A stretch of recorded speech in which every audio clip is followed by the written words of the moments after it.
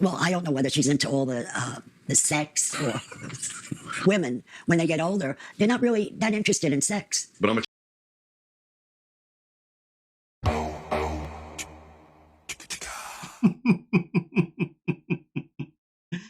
Wait, hold on a minute. Okay, so Scott's mom is out here trying to say that women, when they get to a certain age, they're not really sexually active like that. That has got to be one of the biggest lies I've ever heard in my life.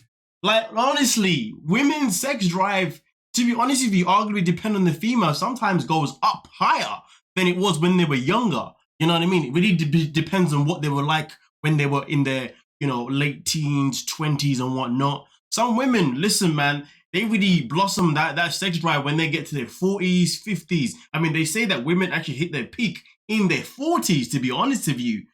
But, and also, let's not forget, women are the ones that can actually have sex, like, legit forever.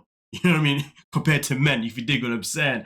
But anyway, the point of this whole thing here with Scott and his mother is that his mother is concerned by Lydia's age. Even though they actually don't even know how old she is because she has not told him. She's trying to say, listen, son, I know you. You're like your father. You love to have the hanky and panky all the time. Your daddy was chasing me down literally until the day he died all the time. And you're exactly like him. And you need a woman that is younger who's going to be able to keep up with your drive. Again, he doesn't need a woman that's younger to keep up with his drive. You know what I mean? End of the day, it really depends on the woman. Some women out there, it doesn't matter how old they are just want it. You know what I mean? And then there's some out there, it doesn't matter how old they are, they just don't really care. And also at the same time, there are some men out there who, depending on their situation, they don't really care or they really want it. Like, honestly, you cannot say that women are all the same. His mother is delusional. Listen, maybe she got bored of it, but if she did, no offense to Scott's dad, but maybe his game just wasn't that great for her to really want it all the time. Because I can promise you now, if you're giving your girl the good wood, she won't let you leave. Best believe. Ladies, give me an amen. Come on, let me know. Your man is giving you that goodness. You know you want it more than once in a day, right? Come on now, don't mess about with me, man. Either way. Let's get into this one because Scott's mom is wild. Yeah. really? I'd like to see Scott happily married and settle down. And maybe she's the one. But I don't think so. When the mom already doubts his relationship with Lydia. I mean, listen, at the end of the day, though, I would love to sit and say that maybe she doubts his relationship with Lydia purely because she has seen the past seasons and seen exactly how she behaved. And how she behaved is not professional. How she behaved is not mature. And that Lydia is a train wreck like everybody else on this freaking network. But she's legit saying, I don't think that she's the one for him purely because she may be like in her 50s and therefore her drive may not be that great for her son because she wants her son to have someone who's going to be able to keep up. Isn't it crazy though? Like, honestly, this is how messed up this show is. The fact that we're sitting there having a conversation about the fact that your own mother is telling you that, oh, I don't think this woman's is for you because she can't keep up with you. Shouldn't she be like, okay, well, shouldn't she be analyzing other things? Okay, this woman could be for you because she's mature, but she's not. But let's just pretend that she is. Well, she's mature, she's a businesswoman, she's got kids, she's been able to raise them very well, which is still questionable, of course. If she was to analyze, like, her personality and what she brings to the table, and she felt like what Lydia brings to the table was not good enough for her son, I would understand. But to say that, hey, she's old, and therefore she's not going to give you what you want sexually is why it's not going to work? Like I said, man, maybe his daddy just wasn't giving his mum the pipe good enough, you know what I mean? That's why she was like, I just can't be bothered anymore. Just not that great. I mean, if it was good, I'd be bothered, but boy, I mean, it's so boring, it doesn't even hurt me, to be honest, for the most part. The only thing it hurts is it's just my patience. It's my time.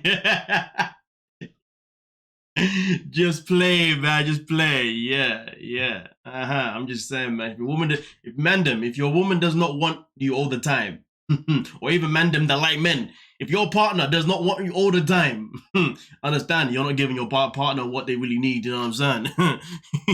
But let's continue.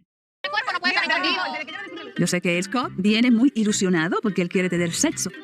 Él quiere tener mucho sexo, no mucho. I mean, listen, man, at least Lydia knows the deal. You know what I mean? He's already told her about his drive. You know what I mean? And the fact is, she's aware of it. She's preparing for herself for it. It's crazy though, because she says that she hasn't been intimate with someone since like 2009 or something like that. Like, wow. Seems basically the father for the kids. I mean, listen, man. Yeah, I mean, if she hasn't been intimate for that long,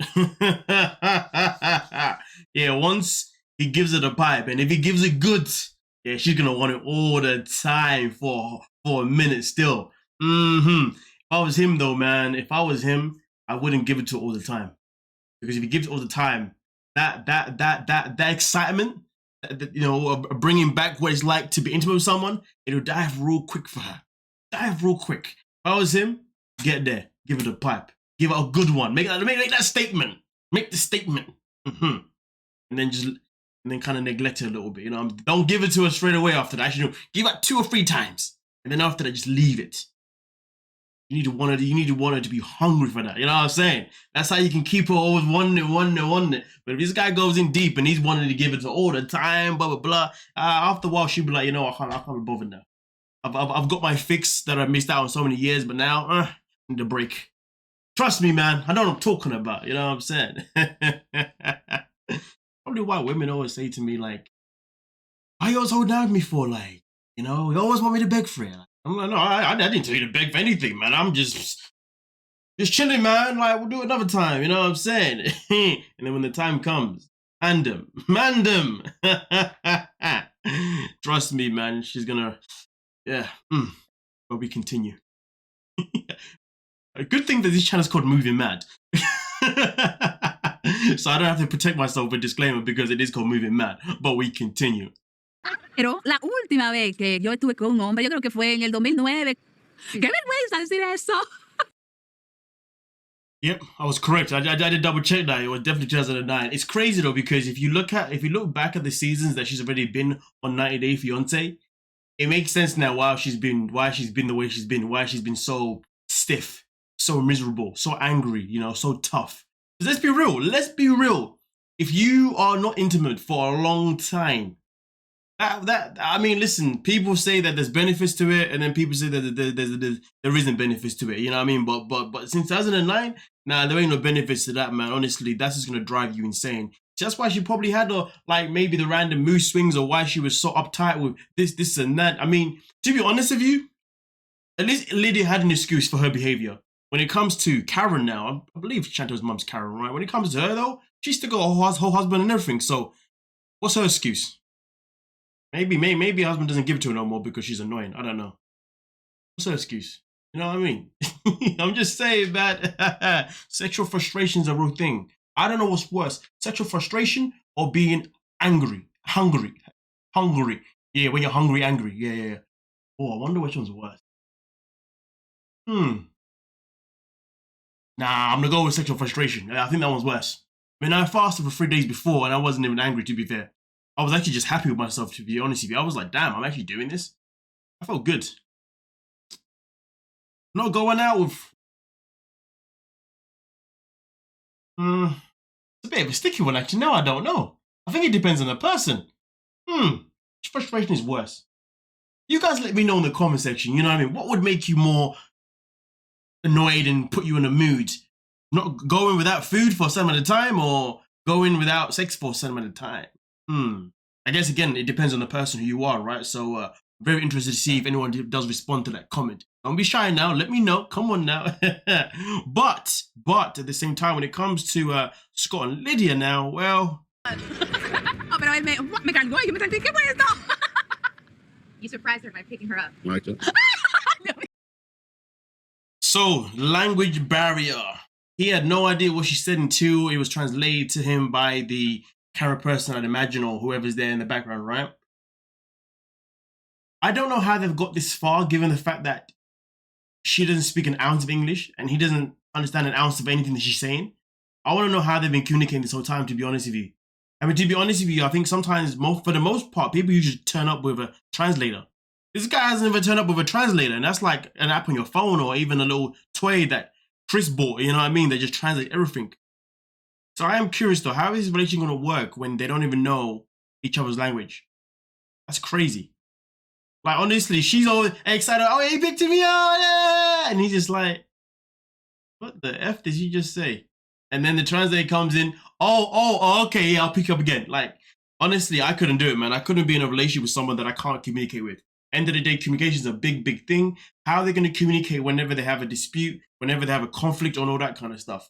But honestly, you already know where this storyline is going to go. It's going to go down to the fact that they cannot translate, they cannot communicate, and that is what's going to be the kaput of this whole relationship. But we shall wait and see. It is still very early days. But with that being said, though, you guys let me know what you're thinking down below in the comment section, and we'll talk about it. Don't forget to like, sub, and of course, peace.